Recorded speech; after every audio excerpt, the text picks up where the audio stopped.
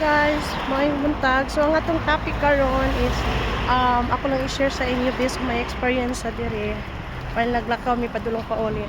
So ang topic na to karon is ang camping nila diri mga kalalab no kay kanang vacation ni atong nakon ba ang camping nila diri no kay walay libre ang blanket ug ang kuan ang bed sheet. So kailangan bayad jud ka og blanket og bed sheet. So magdala jud ka og galingon nimong bed sheet og blanket kay katong nag-vacation ni dito sa camping area, sa camping house. First time sa ko nga nag-camping ni sa akong family, sa akong banang apa mga baby.